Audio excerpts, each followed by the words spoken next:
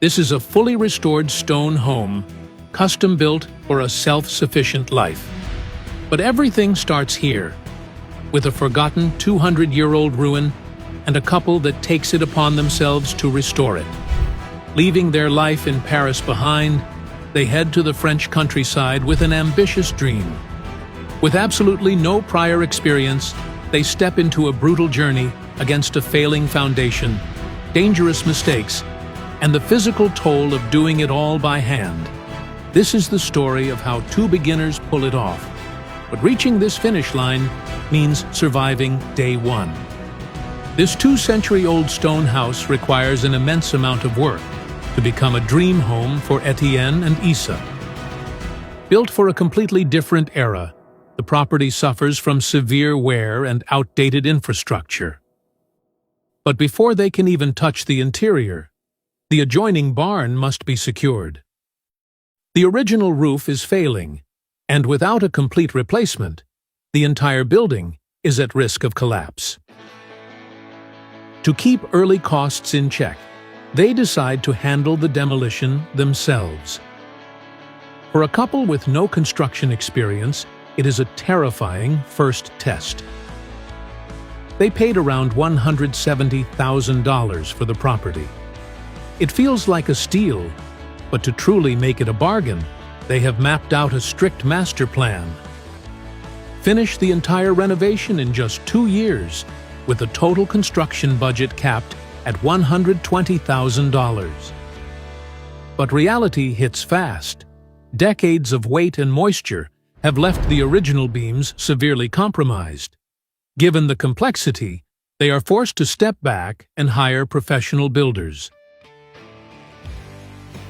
The crew realigns the warped framework and seals the roof with traditional slate tiles.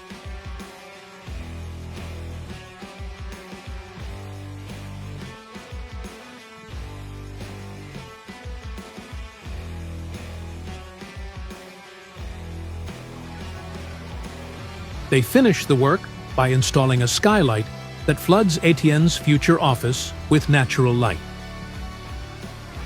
After just 1 week, the barn is finally protected from the damp Loire Valley weather, but their bank account is already $10,000 lighter.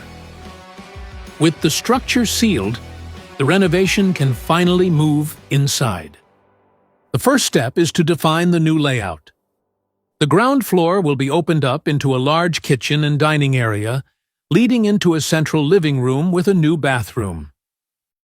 The adjoining barn will hold a master suite and Issa's workshop. Upstairs, low ceilings and the staircase limit the space, so the layout is confined to 2 bedrooms and a shared bathroom. Finally, a new mezzanine will be framed above the workshop to serve as Etienne's office. Their strategy is to tackle the upper level first. With that goal in mind, they begin by tearing it all down.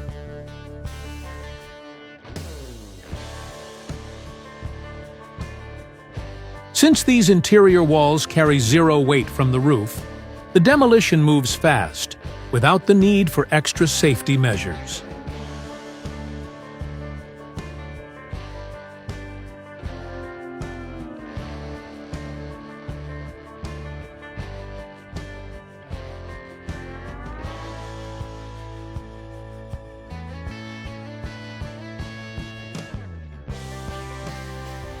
Next comes the floor, where they pry up roughly 1,500 terracotta tiles by hand. Some will be reused, but the rest will be sold for up to $1 each in the secondary market. A $1,000 win that will finance the new insulation. But a structural problem quickly stalls their momentum. Once the thick new insulation is installed, it will completely block the door. The only solution is to shift the entire opening left, cutting directly into the exterior wall.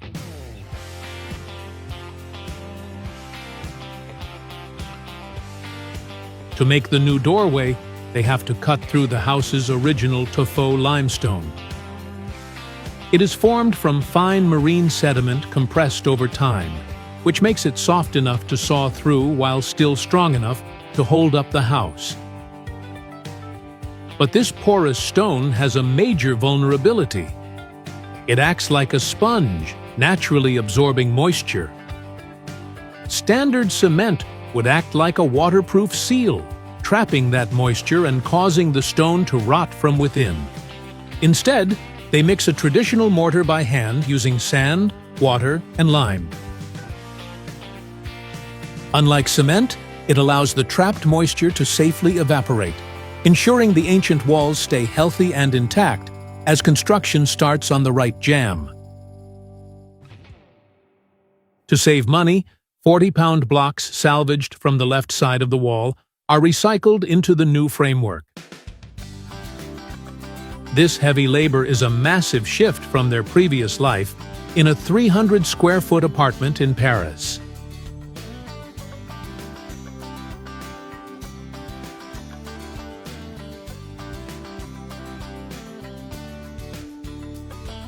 Right now, Issa works a full-time job to fund the renovation, while Etienne handles most daily construction alone. However, rebuilding a house of this scale with no prior experience is simply too much for one person. His friend Pablo steps in to help, but Etienne and Issa know they need long-term backup. To handle the massive workload, they decide to host international volunteers, inviting travelers to stay with them in exchange for help on the site. And the first arrivals will be here soon. In the meantime, working alongside Pablo, the timber lintel is secured and the mortar is set. The new doorway is complete. It's a critical first milestone, but the upper floor is about to test their limits even further. This space was once a grain attic, and the immense weight of the harvests has left the floor bowed. The entire upper floor is supported by beams that are visible from the ground floor. Over time, the floor has sunk in certain areas. Their plan is to install new wooden joists on top to make the surface flat again. To avoid losing ceiling height, the ends of the joists will be cut at the edges. Finally, they will fill the empty gaps with pieces of wood and screw them directly into the structural beams underneath. But placing and leveling these joists is a grueling process that takes up to an hour for every single one. Facing yet another physically exhausting and demoralizing task, Etienne relies once again on his friend Pablo to help share the load.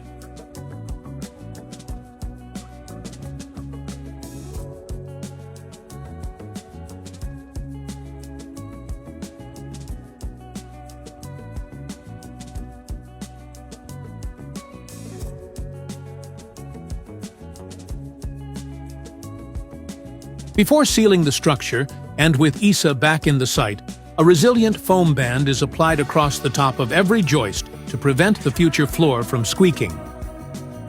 Then, the empty voids are filled with cellulose wadding, a recycled paper product that will dampen the transfer of sound to the floor below. The subfloor is then sealed with rigid OSB. At nearly an inch thick, these solid panels ensure the floor won't flex or bow under heavy foot traffic. But before the floor is sealed, they leave behind something no one will see for decades: a time capsule. Inside, a handwritten letter, photographs, a USB drive holding the story of this renovation, and one last detail: a sealed box, its contents unknown, waiting to be discovered. They finally have a flat, safe surface to stand on. But looking up reveals their next massive obstacle. Over the centuries, the roof rafters have warped, making a level ceiling impossible. To correct this, they install adjustable metal hangers that support channels strong enough to carry the weight of the insulation. To make sure every hanger is set to the exact same depth, the external ones are placed first. Then, a grid of string lines is pulled tight between them as a visual guide.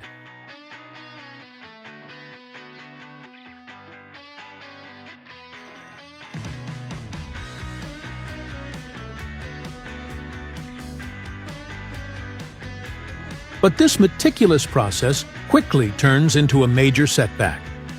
They inadvertently used two different models of metal hangers. While they look nearly identical, their clipping mechanisms are misaligned by just a fraction of an inch. This tiny discrepancy prevents the horizontal channels from snapping in straight, meaning a full week of painstaking work must be entirely undone and restarted.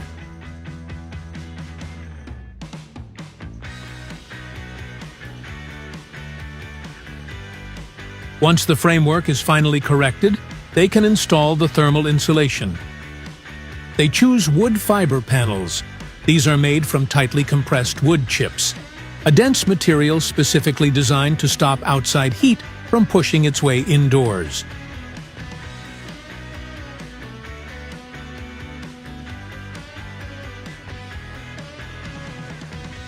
This thick layer is vital because the roof is the house's most exposed surface. In the summer, the sun beats down on it all day, and in the winter, heat naturally rises and tries to escape through the top. By heavily insulating the ceiling, they're essentially putting a lid on the house to keep the temperature stable year-round.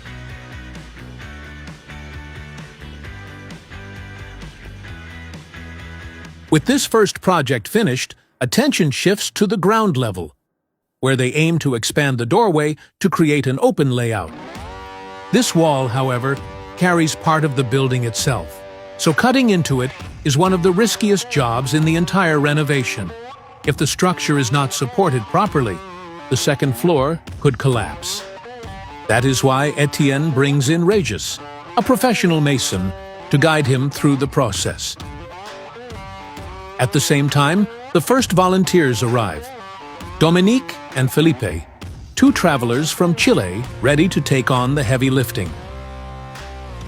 With the weight supported by metal props, each limestone block is carefully cut and removed, then saved for the many repairs to come.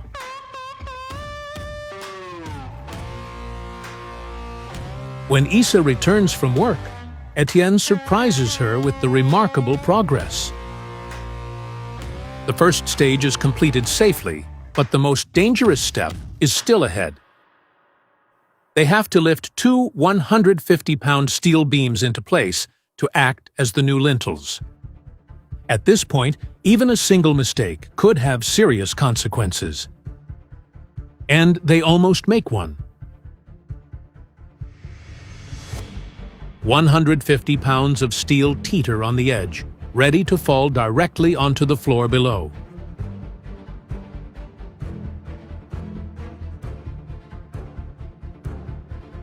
Still shaken by the scare, they have no choice but to reset the beam onto the stone and secure it in place. Having learned from that mistake, the second beam goes in far more smoothly. But before the opening is finished, the gap above the beam must be tightly packed with lime and sand to prevent the floor above from sagging.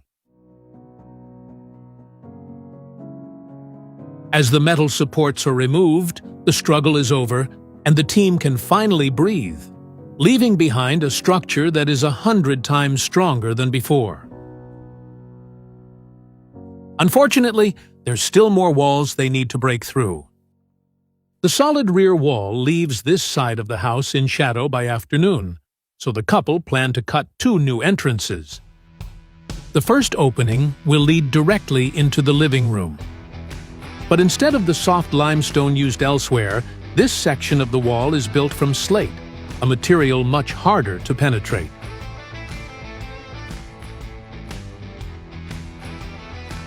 This is where Regis steps back in again, joined by his colleague Thomas, another professional mason.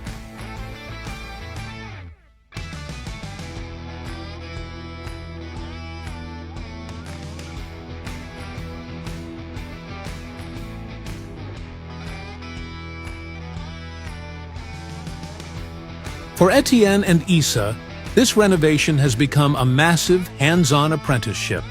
When they first began, their DIY skills were essentially zero.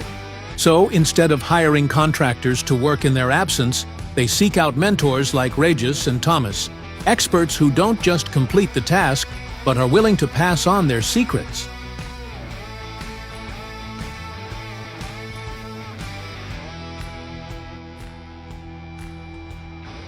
With the first door finished, the work moves to the kitchen. Here, a much larger section of the wall must come down to accommodate a double sliding door. The couple took a massive risk by pre-ordering these custom frames months ago. If the masonry isn't perfect to the inch, the expensive units will be completely useless.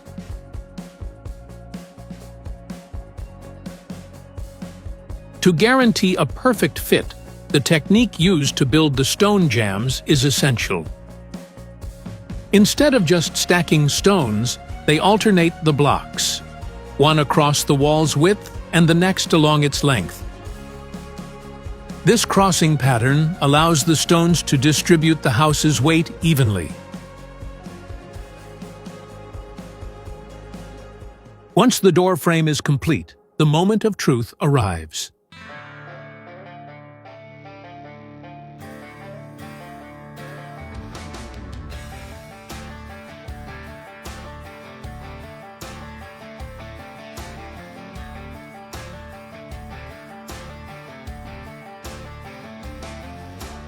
Fortunately, Thomas and Regis's precision pays off, and the entire unit slides perfectly into place. To complement the new kitchen opening, the couple sets out to build an outdoor wooden deck.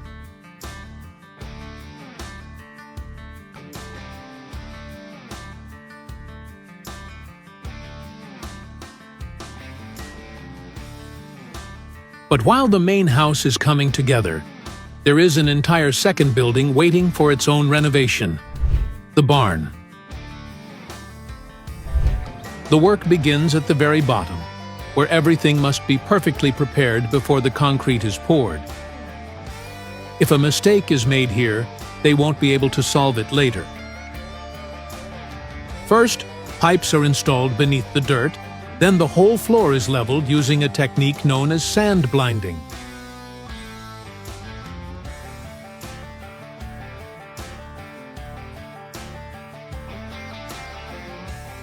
Replacing the rocky dirt with a smoother surface protects the plastic vapor barrier from being punctured and creates a flat bed for the new insulation boards. These high-density foam panels are essential because they are able to support the weight of the concrete without deforming over time. Finally, a welded wire mesh is laid down to act as a structural skeleton, reinforcing the slab to prevent future cracks.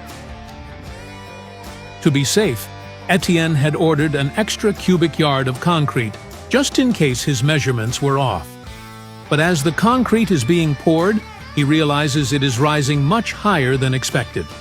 Before he can warn the operator to hold it back, the entire load is already pumped inside the building.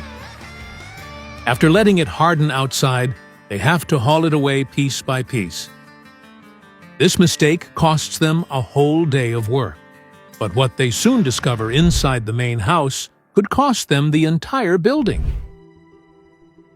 The couple finds that moisture has been rising through the limestone for decades. To stop the house from failing, the entire bottom section has to be rebuilt.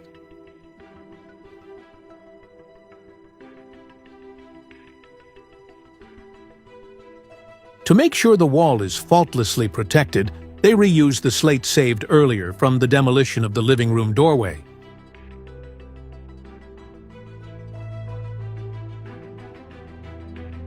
Unlike limestone, this stone is dense and waterproof, creating a solid barrier that finally blocks the moisture for good.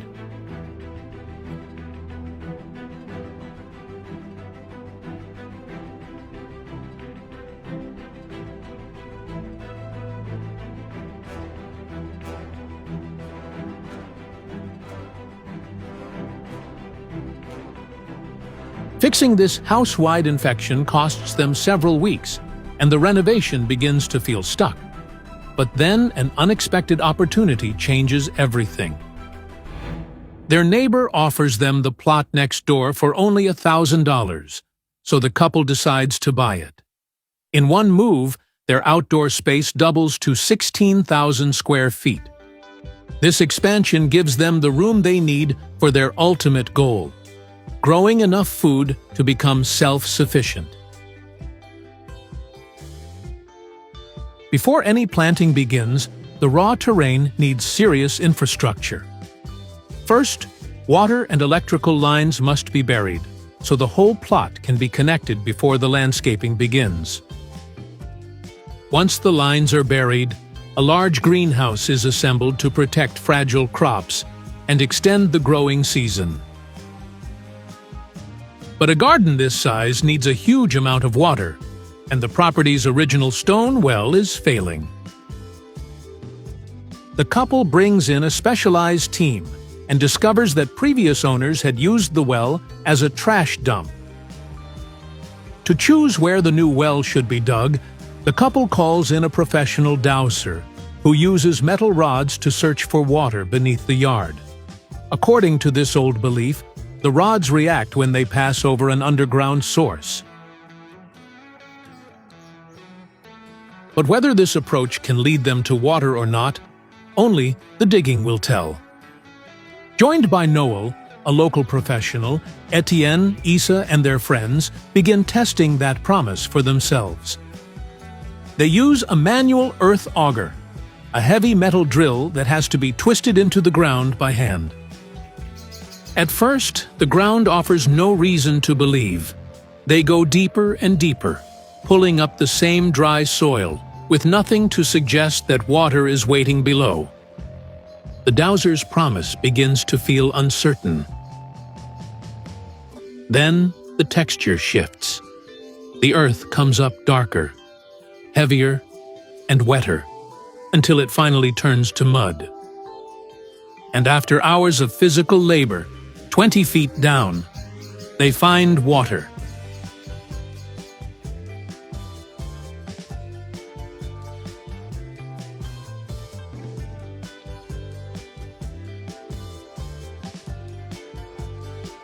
To protect this crucial structure, a PVC pipe is placed inside the hole, while a concrete box shelters it from external debris.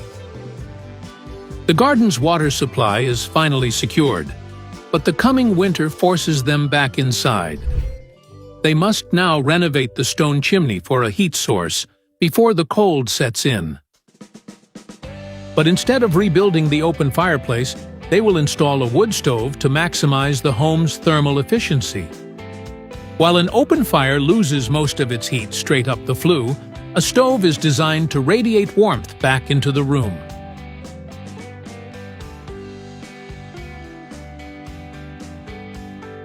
To restore the rear wall, the couple reuses 280 terracotta floor tiles salvaged from the upstairs demolition.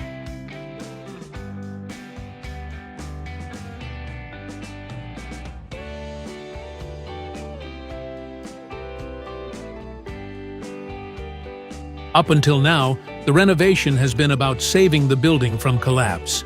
But with the structure secured and heated, they must now carve an actual house out of the empty space.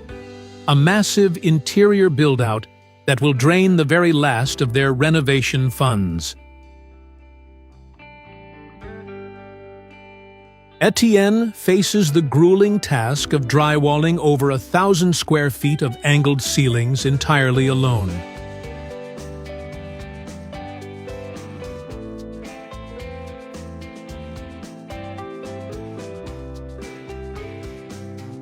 But as their funds run out, he is forced to take a part-time job.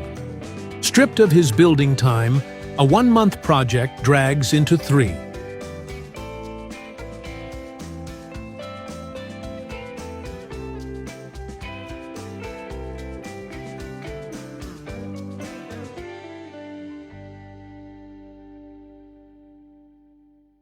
Once the insulation is done, the open attic is divided into separate rooms. A framework of metal studs is built to shape out 2 bedrooms and a shared bathroom.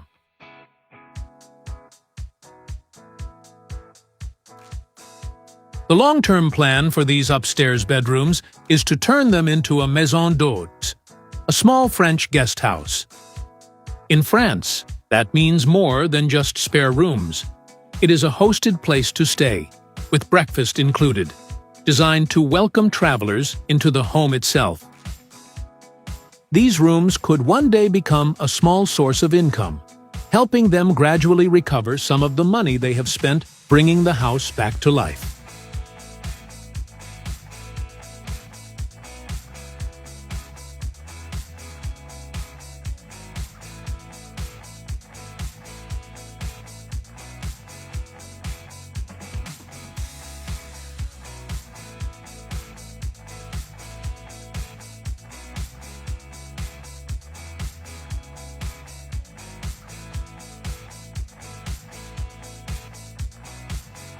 Once the surface is ready, the raw drywall is sealed with primer, so the paint will go on evenly.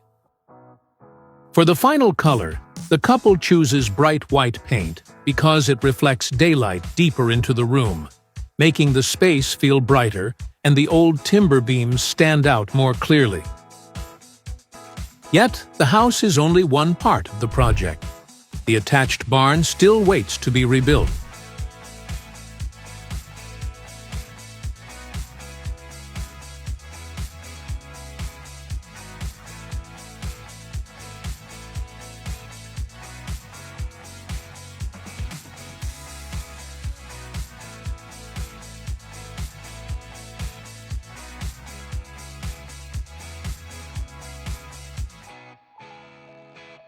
While the house was a battle of deconstruction, the barn is a blank slate.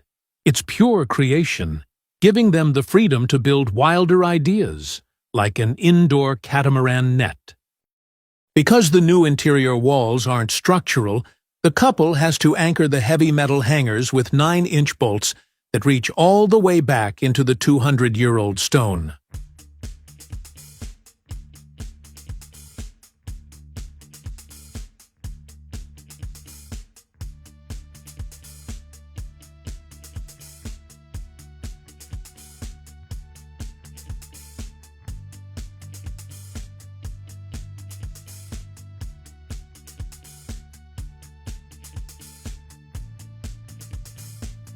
As soon as the first rope is installed, Etienne can't resist a test dive, taking a leap of faith into the net while the setup is still technically unfinished.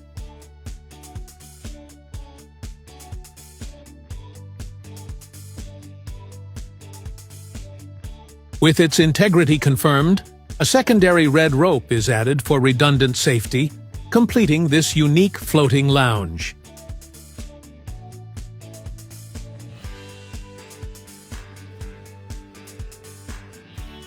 This creative detour was rewarding, but a home needs more than just a net. The final push is about finishing the actual livable spaces. They must now transform the remaining empty shell into a suite, a mezzanine office, and a workshop, the rooms that will finally complete their vision for the barn.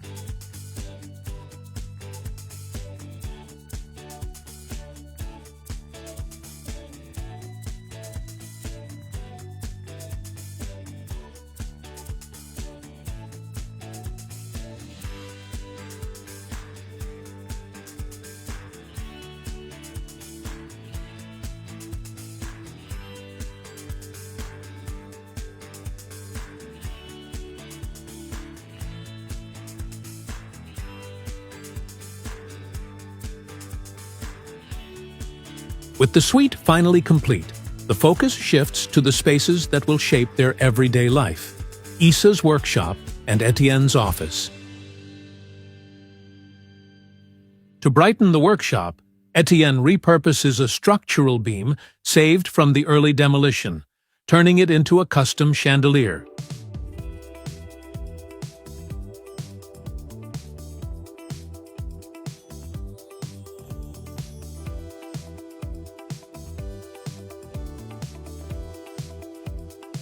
But brightening the room is only half the task. In a house shaped by awkward angles and tight corners, standard furniture rarely fits.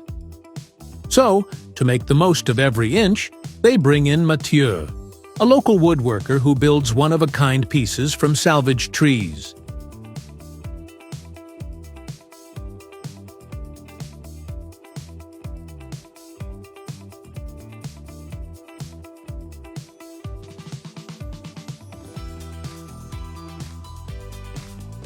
He creates a workspace for Isa that fits the walls perfectly.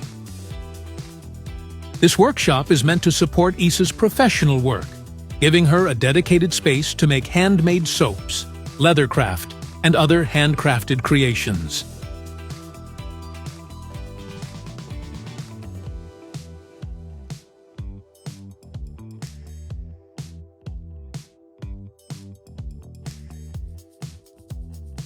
Above it, the mezzanine that will become Etienne's office also needs careful finishing. To secure its open edge without blocking the light, a custom railing is fabricated from a welded metal frame threaded with quarter-inch rebar in a crisscross pattern.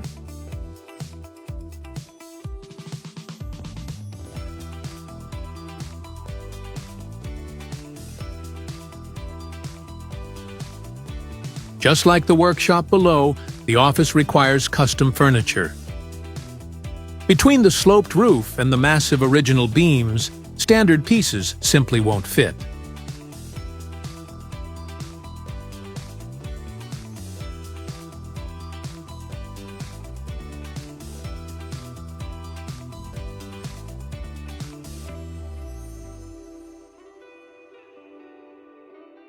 With the barn done, the renovation moves back into the main house, where the remaining rooms still need to be finished. Budget pressure is visible even underfoot.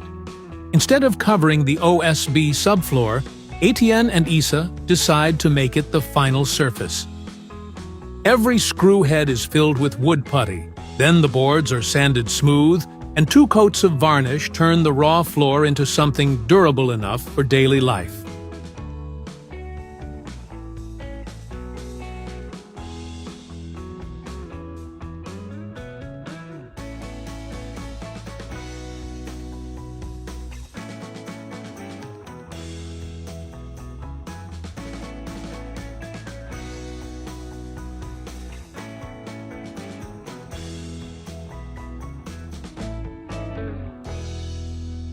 They are finally in the last stretch of the project.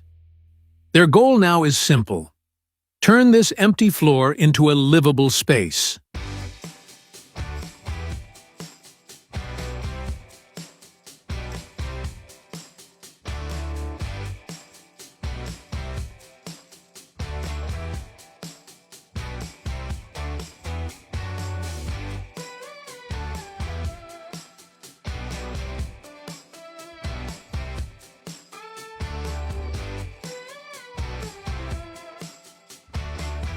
Reaching this finish line hasn't been easy.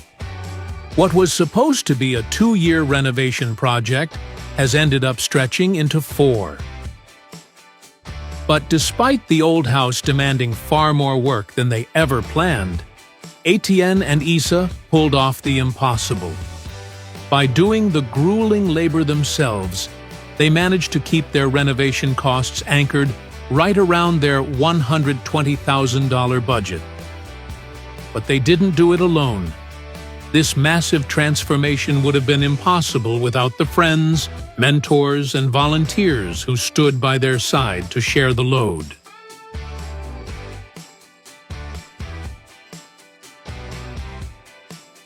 In the end, the worksite has finally crossed the line into a home. The ancient stone is still there, but today it holds something new. Years of effort, shared laughter, and hard-earned lessons. The main house is ready to receive its first guests. And the barn, once a fragile structure on the verge of collapse, is now a space where they can live, work, and thrive.